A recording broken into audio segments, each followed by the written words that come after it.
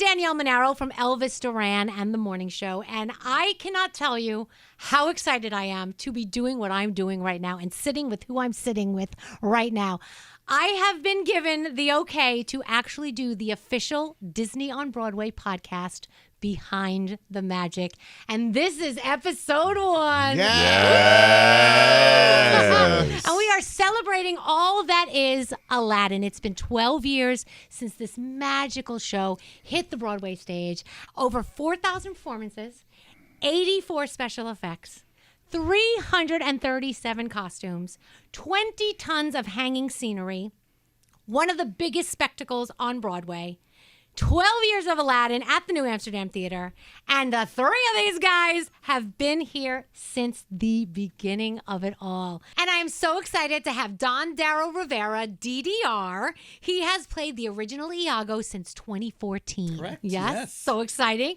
Dennis Stowe, he actually started as an ensemble member in the original cast, and then he became Jafar. Yes, ma'am. And Michael James Scott, who we also know as MJS. He was the Genie standby originally, then was cast as the Genie, and now he's the longest running Genie. Yes, honey.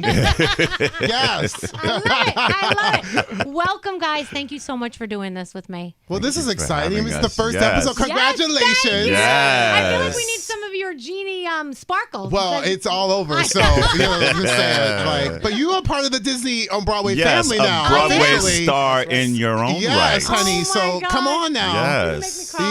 Yes, You really- you're in the family. Yeah. I'm telling you. So yesterday I found out for the first time what the name of the podcast was. They didn't tell me.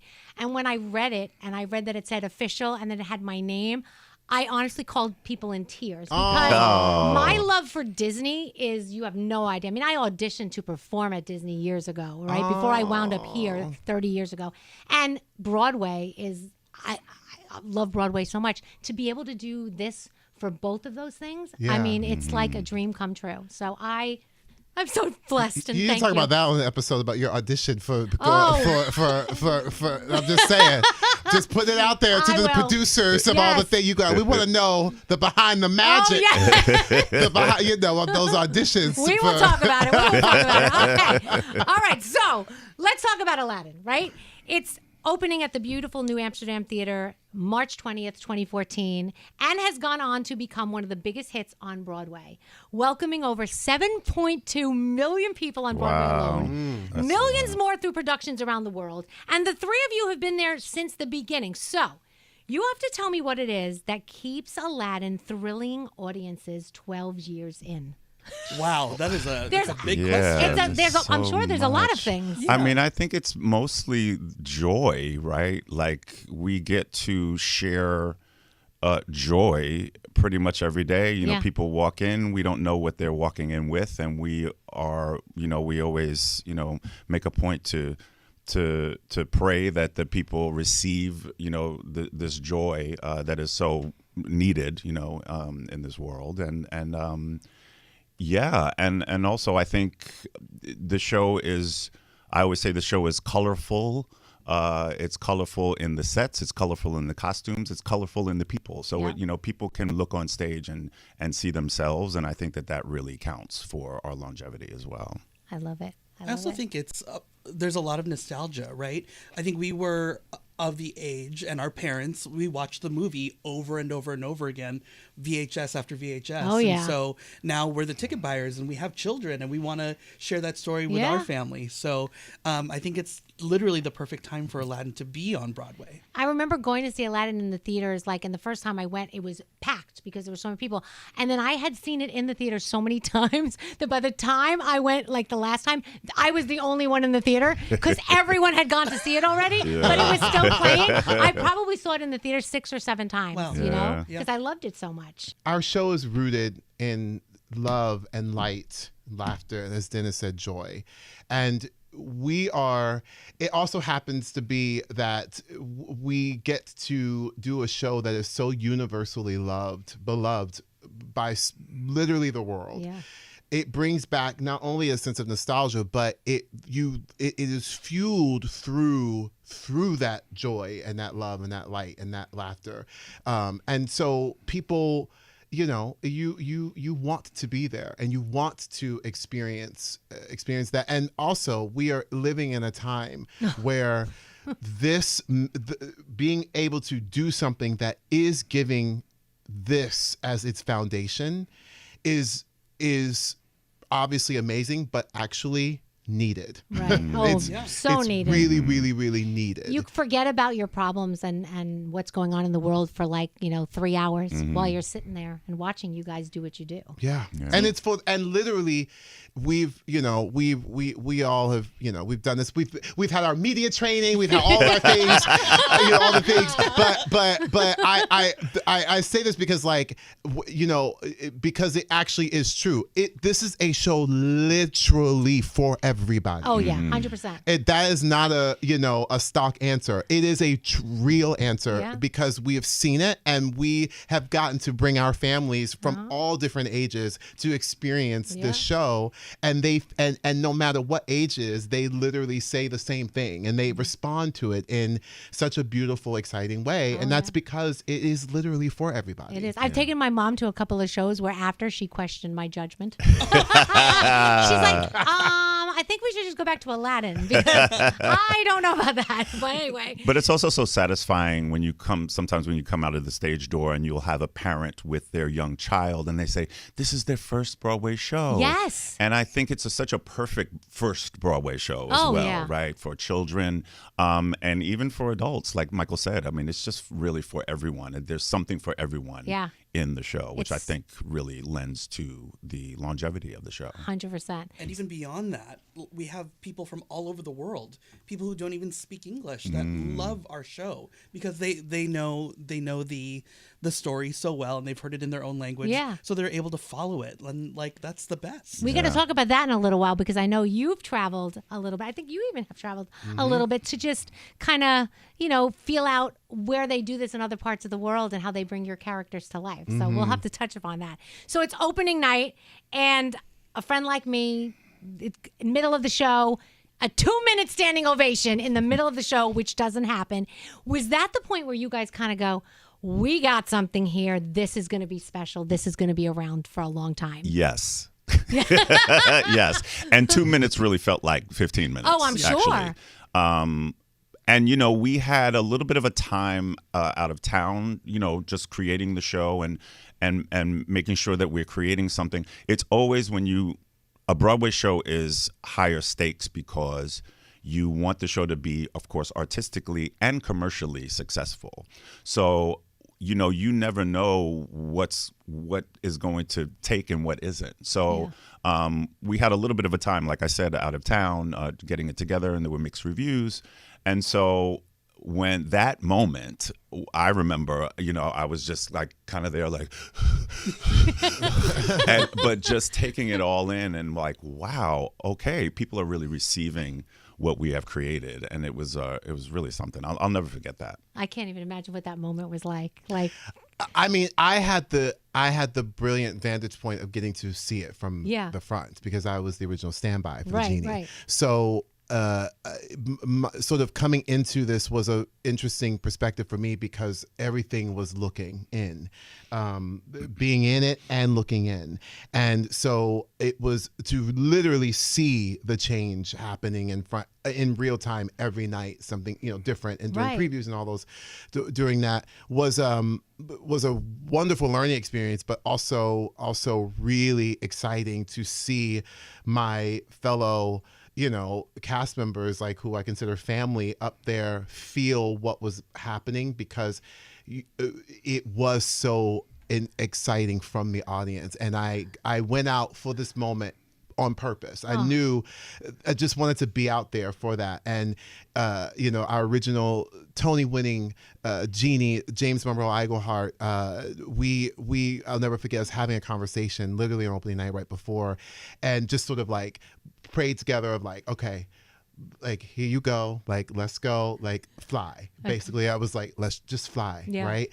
And so getting out there to see him and Adam Jacobs, our original Aladdin, and standing next to our incredible, ridiculously fierce company on stage was really, really magical. It was such a magical moment. And you could see, I loved clocking everyone's faces because like I basically went through everyone's faces and watching them like on the verge of tears, on the verge of like exhaustion because you're opening a Broadway show, Right. on the verge of like just elation of it all. And it was so fun to see. And some of them did have real tears Oh, were I'm actually sure. really Oh coming my down. gosh. But watching everybody's faces take that in was so cool. And then seeing the creative team also crying and experiencing it together Right. because of what was going on. And they were literally looking at each other, you know, in disbelief and also excitement. And that it was a literal dream that was coming to life. It Yeah. was really, really, really exciting. Because it takes so many people to put it together. Oh, yeah. And like, you know, you guys bring it to life on that stage, but all the people in the back who have actually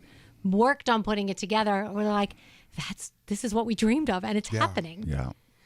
And a moment to celebrate. Yeah. To Yeah. actually like take a moment to take everything in, all the work that we put in for the months and months and months. Yeah. And it's a good point. We get all the glory because we're front facing, but there's so many people Oh, yeah. that are involved with making the show a success. And that's one of the cool things about this podcast because we're going to get behind that magic and we're going to interview the people that make it work and the costume designers and the makeup artists and, you know, the person in charge of the curtain who opens it and closes and it Sure. has to be a certain cue every Absolutely. night. It's you a know, very important job Of because course it is. because if they mad at you, that curtain don't open. Do you know what I mean? Like it's not opening. So what you doing? You know what I the mean? genie is not coming out of the No, lamp. so like you got to be. It's important. Oh, yes, 100%. So we're definitely going to be doing that on a bunch of episodes. So I am a huge Disney fan, as I told you before. I know a lot of you are in this room. Were you all Disney geeks before you got these roles, or have you become Disney geeks now? That's what I call myself.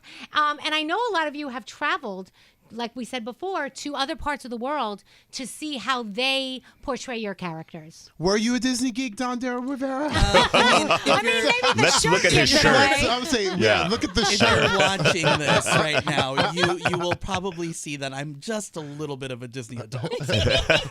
a little bit. I've always been a huge Disney fan. It's been such a big part of How my many cruises have you been on, Yeah. Okay, Don so Darryl? in a couple weeks from this time of recording, I'm going to be on the Disney Destiny, the newest ship outside of the Adventure. This will be my 5th cruise, so now I will be gold. And I'm working. Wait. You're not performing on the ship. You're just going as a guest. No, I listen. No, he literally Goes with with his family. But yes, Yes. Disney's been a huge part of my family. I proposed to my wife at Disneyland. Oh my gosh. So really, it's like truly my dream job. This is amazing. Yeah. Amazing. And the rest of you? So I grew up in Orlando, Florida. Right, So okay. I'm from Orlando. It's interesting. Like Disney, I only went to Disney when I went for free. Because I also performed, like I was a child actor. Yeah. I did commercials for Disney and for other theme parks that I won't say. But like so I was in Orlando. It's like we always say you're like one person removed from the mouse, right? Yes. Like you're like from Disney, and like it's a very important part of the economic system in Orlando, the tourism of it all, Oh, right? yeah. And just the Disney and how many people Disney employs and everything. So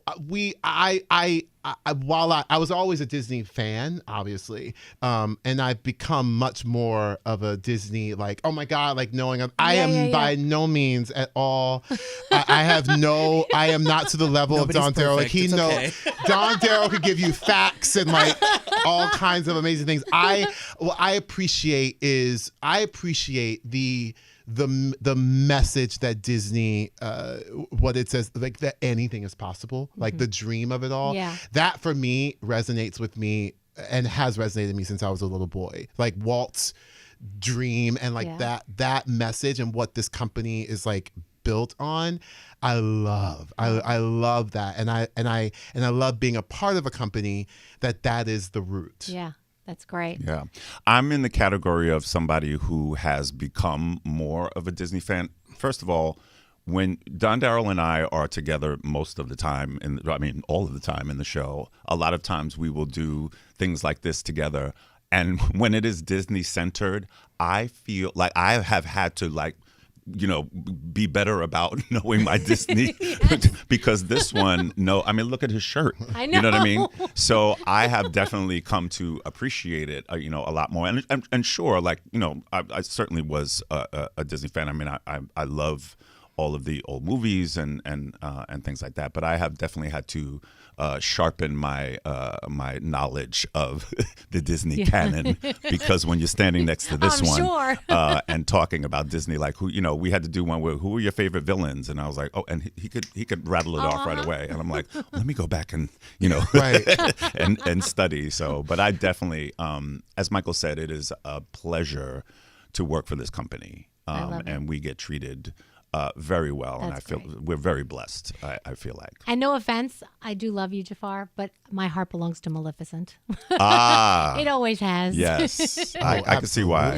Yeah. She's just misunderstood, but that's for another time. So is Jafar, Yeah, misunderstood, that is true. not mean, but just misunderstood. Misunderstood. Yeah. As a person, I'm misunderstood. I feel like. Me too. Why don't you sing about that? Alan Menken, take it away. Okay, so you're in another country and you're meeting someone who's playing Iago. And I know the productions are all translated to the local languages, but what does that feel like? Is it a different interpretation? Is it the same interpretation that you give it? Well, what's really awesome about seeing it in different languages and in different countries is that culturally they take the liberties, right? So, for instance, in the first palace scene, Jafar and Iago say after Prince Abdullah leaves, he said "good day," right? That's the idiom that we know here. So in Japan, they don't have that kind of saying. So when Prince Abdullah leaves, they actually say "game over," because that is a something that they understand, and the equivalent of "he said good day." So seeing little cultural things like that is so cool, because the story doesn't change, and in fact it makes it feel much richer culturally. Yeah. And it's always fun. Most of the Iagos are taller than me, which is fine, I guess. But it is cool to see. I also got to see it in Seoul, Korea, and that Iago actually spent time on his haunches. Basically, he was crouched all the way down to the ground. So the visual difference between him and Jafar was incredible, and he kind of stayed there the entire show. And I felt bad for his knees, but it looked really cool. Side note: our original Iago in Australia, because I opened Aladdin in Australia. I was the original Genie in Australia there. He was shorter than Don Darryl Rivera. No! Algin. I've never met Algin before. Okay, And Algin loves the DDR. Like, he looked up to DDR. He thinks that, like, he loves him. I mean, we all love us some DDR. He loves him, and he, really like idolized him and really put him on a pedestal of like what the role, like where it needed to be. Right. And and he really gave himself a very hard time about like moments where he's like, I'm not getting that moment right. Like he's an incredible actor, but he's even smaller than DDR, which is Look how it's excited. crazy DDR to me. is so excited right now. But he's obsessed with you and really used your foundation, obviously the brilliant role that you created, and still do, PS, to the same level as opening night, because I saw it on opening night, to last night. You know what I mean? And so he is smaller than you. Wow. Yes. That's cool. I never knew. Well, the only other person I'm taller than is my daughter, and she's growing very fast. I was like, she's almost taller than you. She's coming for me. I've resigned to being the shortest person in my family already, so it's okay. It doesn't matter. It doesn't matter. You bring so much joy to everybody. Doesn't matter how tall you are. Who Thank you. cares? I appreciate that. Yeah. You make it up in a lot of other ways. Thank you. I've also had some of the Jafars from Mexico reach out to me, and whenever there's something on social media, and have a standing conversation with them as well. So it's it is a family. It feels like a Disney family that we're doing this. So there's a great video of Dennis and the Jafar from the UK tour. Yes, just recently. It's on the Disney on Broadway on the Instagram. Check it out. And so on that one, and and I think Aladdin, the Aladdin one, and it's the two of them, and they're doing their amazing iconic laugh opposite each other, and it's I saw that clip. Yes, it's so good. Yes. It's so good. Everyone loves it. I mean, it's the villain. Oh, of obviously, course. we love. The villain's the best. It's so good. All right, let's talk about your individual times with the show. We'll start with you on DDR. You were Iago in Seattle. That's how you started. Your whole life was in Seattle. Yes, right? correct. And you get a call. Hey, we want you to come and be Iago on Broadway. First of all, what's that like? And second of all, I mean, what makes you make the decision to up your whole family and move them over? Yeah, that's a great question. So the Seattle production was in 2011. And it was at the Fifth Avenue Theater, and it was a pilot production to see if Aladdin really worked. And I had auditioned for the Fifth Avenue quite a few times, and I said, okay, well, maybe I won't audition this time. Maybe if they really want to see me, maybe they can call. And I had a friend that was working there. He said, you're stupid. Just go in. Go in and audition for it. And I said, okay, fine. And they actually saw me for Babcock for most of my callbacks, right? So it wasn't until the very last day where Alan Menken was behind the table, and Michael Cosrin, Thomas Schumacher, everyone was sitting behind the table, Casey Nicola. And Casey kind of looked at me and said, can you look at the Iago stuff? And I said, sure. And so I took 20 minutes that day to learn the Iago stuff, went back in, had a great time. 2 weeks later, I found out I got it. Right? So we had this awesome run in Seattle, and we were having fun kind of building the show. And seeing the audience reaction was something like, oh, this could be more than what they're thinking, I think. And so when I got the call, I remember them saying, hey, so you've heard that Aladdin is coming to Broadway, and all these audition notices are going to go out, but your name's not on there, your character's not on there because we want you to come along. And I remember my hands going numb and thinking like, oh my gosh, this is it. Like, I didn't have to leave my front door to get to Broadway. And I know how like unicorny that is and special. Yeah. So I had this promise with my wife. We promised each other, because she also worked in theater, that we wouldn't move to New York unless we had a job. And here it was. And so I couldn't tell anyone for about 7 months, and that killed me. But we said yes. We said yes, knowing that Broadway is a place where shows can fail sometimes, right? So we took a big chance. We have no family here on the East Coast. And, you know, after that 2-minute standing ovation opening night, we knew we were going to be here for a little bit. And, you know, I've been doing this show longer than my daughter's been alive. Wow. So I think that is also a testament to the success and the level of family that Disney on Broadway has created in the New Amsterdam Theater. Wow. Now, when you left Seattle to bring it to Broadway, did you tweak the character at all, or did you keep it the same? Oh, yes. This is probably like the 4th iteration of Iago. So kind of famously among our cast. When we opened in Toronto, Iago was kind of softer. He was more like of a yes man. And we had opened the show in Toronto, our pre-Broadway tryout. And about 2 weeks in, I get an email from Casey Nicola, our director, and Chad Begelin, our book writer. And they said, we would like you to come into the theater a little early. We just want to, we want to show you something.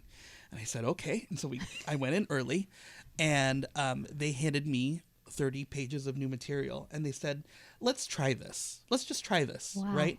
They're like, this Iago feels a little bit like the Seattle Iago, and I think maybe we need to evolve him for this version a little bit. Let's just give it a shot. And so we took like 4 hours, and we rehearsed it with Jonathan Freeman, the original Jafar. And that night we tried a new version of Iago in front of a live audience. And right away we knew what was working, what wasn't working, and where we needed to go when we came back to New York. So when we came back to New York, I had a better sense and a stronger foundation of where this character needed to go. Wow. And so what you see on stage now is very, very different from the Seattle version. Wow. Yeah. Now, did they always know they wanted Iago to be a human? Because obviously in the movie we know it's the late Gilbert Gottfried, and it's a parrot. So did they ever think, like, you know, some of the other Broadway shows, they'll, like The Lion King, they dress everybody up as the actual animals, you know?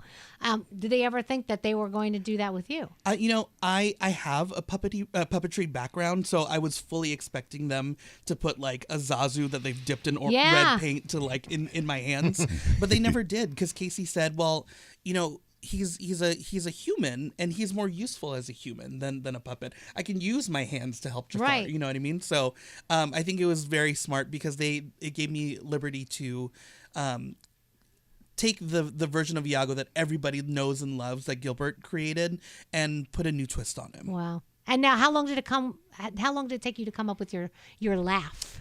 Oh, that I've been working on for a very long time because I have an older sister and I've been training to be a Disney villain my entire life. But my evil laugh is actually, and Jonathan knows this, is an imitation of Jafar's evil laugh from the film. Oh. So that is kind of where I took my inspiration from. And that's how my evil laugh became to be. Now you have to do it. You know, okay, you have to, are you ready? Yes.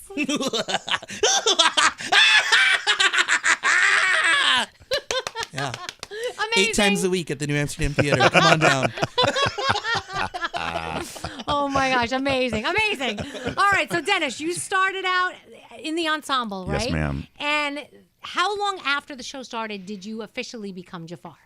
I was in the ensemble for 4 years, and then 4 years in, I moved to the standby position, which is an offstage understudy for Jafar and for the Sultan. And after the pandemic, Jonathan Freeman, who was the original Jafar and the original voice of Jafar in the movie, stepped down, and I got the role. So it's been about 4 years now. So now you know this is the guy who did it in the movie, right? Yes, that you're ma'am. taking over for. Yes. So is that like how does that feel? Did you take anything from his portrayal? Absolutely. Okay. Well, he is Jafar. Yeah, exactly. So you can't help but, you know, if you're True. going to learn from anybody, Yeah, it's yeah, yeah. from the man who created, Yeah. you know, this role, you know, and it's a blessing to be able to, you know, to learn from him. Jonathan is this amazing performer. I mean, what a career that he's had. You know, he's done voiceovers and commercials, and you look at any commercial in the sort of the 80s and 90s, Jonathan Freeman is in it. Yeah. And I was able to watch him and learn from him, and you know, take, you know, the foundation that he has laid, and add my own, you know, eventually, you know, to put my own sauce on it, you know, as well. So I feel very blessed to be able to learn from him, and I try to carry his legacy on, you know, when I'm doing this. But you know, I came to the show. Aladdin is my 9th Broadway show. I came up as a dancer with, you know, with Michael on, you know, on Broadway, and so people ask me, you know, did you see yourself, you know, doing this? Right. And I think about that, and on my way here, about 12 years, you know, we on Broadway, when you work on Broadway, we don't usually get the opportunity to think that far ahead. So did I think that I can do it? Yes. Did I see myself doing it? Not really, because you don't know how long a Broadway show is going to last. Right. So this is really a rarity that a show can thrive for this long. And so, 4 years in, I actually, you know, my body was not, I was ready to go. And they, unbeknownst to me, asked me to be the standby for which I had never asked for or thought about. And I was like, oh yeah, that sounds great. And so I was able to really then dig in and learn from Jonathan and watch and yeah. Wow. Now, when you are the standby and then the person leaves, is it always a matter of fact that they give you Absolutely that role? not. No. No, Okay. no, it's not. Wow. Yeah. So I feel very lucky. That's so exciting. Yeah. And what's the feeling when you get them to tell you you're the guy? Oh goodness. I mean, it was really cathartic, actually, because you know, as I said, you know, Aladdin was not my first Broadway show, but I had mostly done ensemble work, you know, up until this. So did I think it could happen? Yes, but you know, you never really know. And then you get that call. I remember I was in a cab when my agent let me know that was going to happen. Yeah. There were whispers of Right. it happening, but I you know, I never really believe it until, you know, somebody is telling you that Of it's course, happening, of or until you course. sign on the dotted line. There's really no feeling like it. I feel very, very lucky to do this, and I'm very grateful. And now you and DDR spend so much time together. Yes. Is it at the point where you can finish each other's sentences? Oh my goodness. Well, I mean, yeah, the There's a lot of shenanigans Yeah, backstage. I mean, the songs and the singing and harmonies and the pop songs, and we, I mean, this man is I mean, one of the most generous artists that I've ever worked with as well. So it just makes it so easy and joyful. He's likable. Yeah, sort of. But I mean, we laugh out loud every single day. I mean, really. I mean, even in the midst of things being challenging, there's still laughter and there's still joy, and that is really it just really helps our chemistry and our relationship on stage, and Because we have weird jobs. You know what I mean? Yes. We have really weird jobs. And so to be able to find the joy, even 12 years in,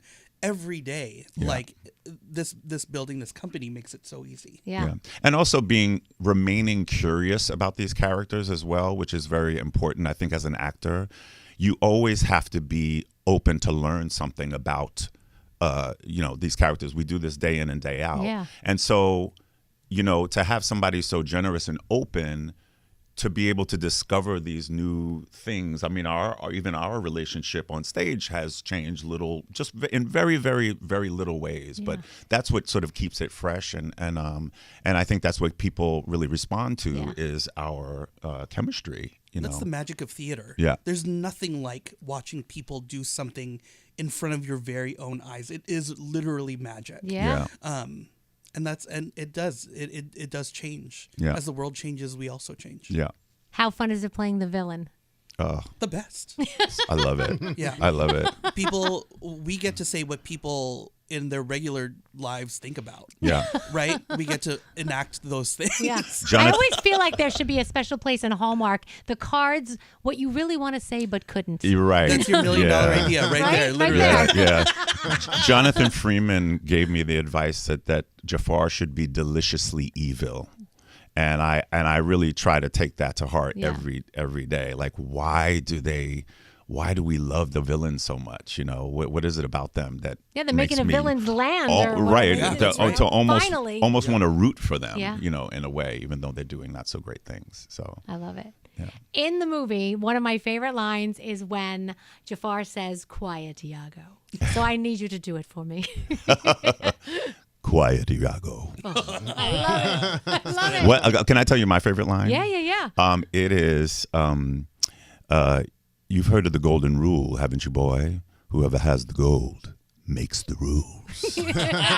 That's my favorite line. And of course, we have to have the famous Jafar Iago laugh together in the room. Okay. Oh. This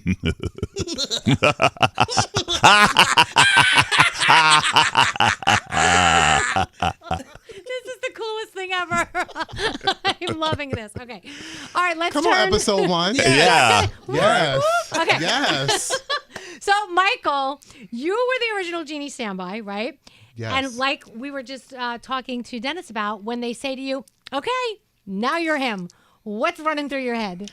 I mean, it's interesting because, so my journey was so crazy, and so unexpected because I actually left. So when I came into the family, the Aladdin family, and P.S., Aladdin was never on my radar. The Genie was never on my radar. It was nothing, it just wasn't, I never saw myself as the Genie, or that wasn't a thing. It just wasn't at all. And so when it came to be, because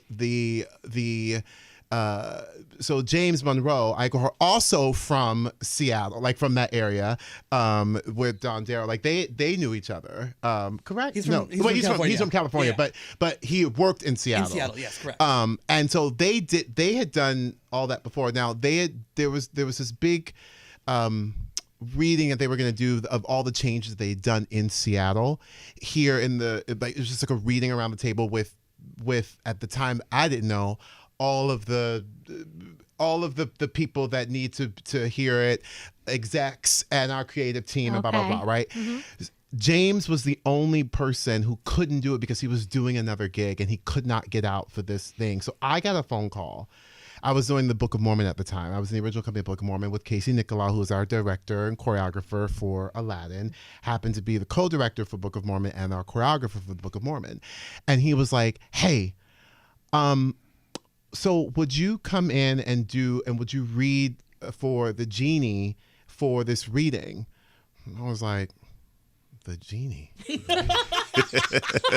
I was like, I mean, okay, like, so I just said yes. I always have a thing about just saying yes, because you never know what that's going to turn into. Like with the secret reading of the Book of Mormon, I literally just said yes. I had no idea what I was getting myself into, but every time I've just said yes, it's turned into something crazy in an amazing way. And this business is like we have crazy weird jobs, as Don Darryl said. So I was like, okay. Cut to I learned the role in like a day and a half in Tom Schumacher's office. And they bring Adam Jacobs in, who was our original Aladdin, for us to like kind of run through scenes for literally like maybe an hour and a half. And then the next day, on a Saturday before my matinee of the Book of Mormon, I walked into a room and there was like lots of other people. I thought it was just like a little, whatever. No. It was like a room full of people listening, wanting to hear the material. And I literally said to Casey Nicolau, can you step into my office, please? What's going on and here? I literally said, can you step into my office, please? And we pull him into the corner. I was like, you didn't tell me that this was going on. And he was like, yeah. He was like, it's fine. Like, he was like, no, don't worry about it. And what I realized is he was like, I couldn't tell you that. And he couldn't. I had no time to think, to be in my head, to do anything. And really, he wanted me to just be Michael James Scott, like to just go and do my version of the Genie for that moment, for this, because that was all that was it. He was like, and he trusted me to do that. So I literally could not think. Wow. I just did it. That turned out to be my audition. That's insane. And so that's how this sort of came about. And interestingly enough, it was the moment where I was like, oh, I guess I could be the Genie. Okay. People who you don't even know, people who believe in you when you don't even believe in yourself. Like, you know what I mean? Where you see, people see things in you that you don't even see in yourself. And that's what this team saw. That cuts to me doing this sort of journey. I was a standby for a little under a year, actually. I left to go do another show, Something Rotten, actually, on Broadway. I was the minstrel. Casey took me to go and do that. And so I actually had left the show, and another actor came and replaced me as the standby. So my journey at that moment was sort of just done. Now I took the standby because I knew the future, the possibility of the future, and I also respected James so much. So for me, it was like a no-brainer that this is an opportunity that could possibly lead to something later. And okay, great, because I was used to being on stage. Well, I got a phone call at that moment, like basically about after that, probably like a year later from that, when I left the show, and it was Tom Schumacher asking me. He says, he's like, are you sitting down right now? And I was like, no. And he was like, sit down. And so I sat down, and he was like, have you ever been to Australia? And I was like, no, I've never been to Australia. And he was like, we would like for you to go to Australia and originate the Genie in Australia. Yeah. And I was like, and that's how my journey, my Genie journey. Now, really I know you began. said you always say yes. Did you hesitate at all?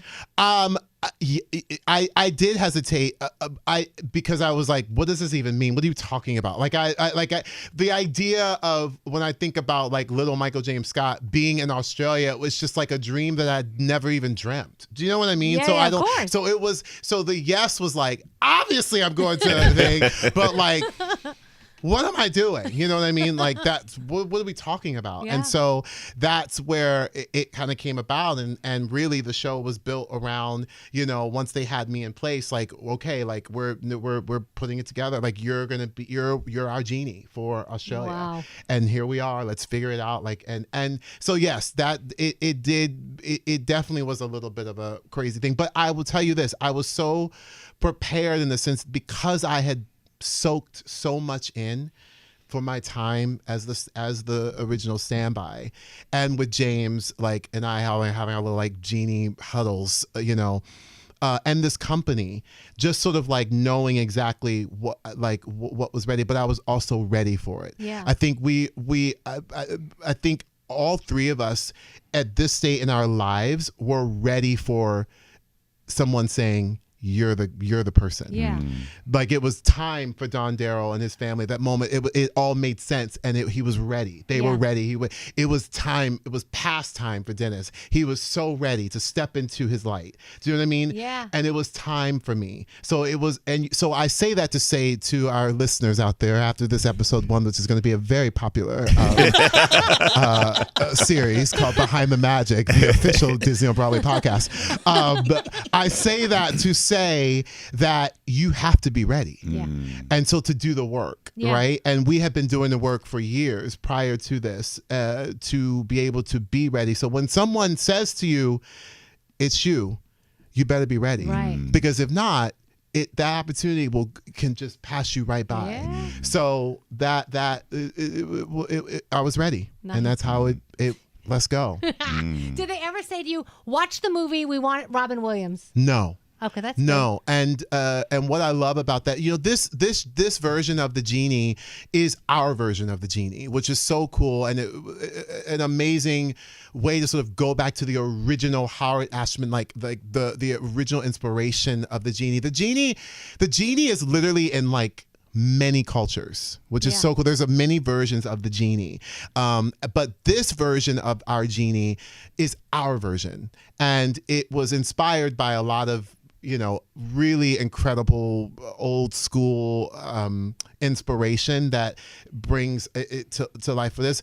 The foundation will always be what the late great genius that is Robin Williams has laid upon us, but this is our version, and there was no you should think about that energy that Robin had. None of that. Which is amazing. And honestly, I did not go back and watch the film. I actually haven't watched Aladdin for basically since I was little, because once I got this, I didn't want to try and go back and get anything in my head. So I actually don't really remember. I mean, obviously I remember the magnitude and the legacy that was left from Robin Williams, but I didn't want it to interfere with my version and to what Michael James Scott was going to bring to this. Right. No to influences. Make it, for me to, and the team was like, do you?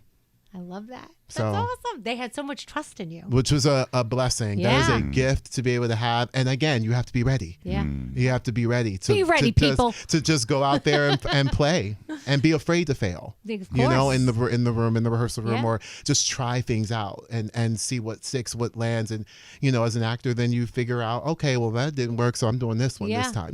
Like that's important. I feel like that's what happened when they asked my co-host Gandhi and I to come and be in Aladdin on Broadway, and I was like, okay, and they were like, you're gonna be you're gonna be in the song A Friend Like Me, and you're gonna be a game show host. I'm like, oh, okay. And then I was like, and I couldn't remember my lines, and I thankfully the night of the when we actually did it, I remembered my lines, but it was like the coolest thing ever. And that song, it does something to the audience. But what do you think it is that particular song does to the audience and makes people feel? Well, there's two things. I think the melody is so Alan Menken, the melodies that he writes are Genius. beyond iconic, and they are actual melodies that stick in your head, and it's part of it is because of the cadence and literally the intervals of certain musical notes, that there is this thing that he has, this signature Alan Menken melody that just works. And I think part of it is literally the cadence. There's a scientific, I've gone deep into that kind of stuff. I won't go into that's a different situation. I will just say exactly, behind the magic. Behind the magic. So there's a cadence, but there's also but there is the message of "You Ain't Never Had a Friend Like Me" Right. is so positive and such a like, it's just such a like a big hug that I really believe it just sticks. It just sticks. And people need a big hug right now. Yes. Child, we need more than a big hug. Yes.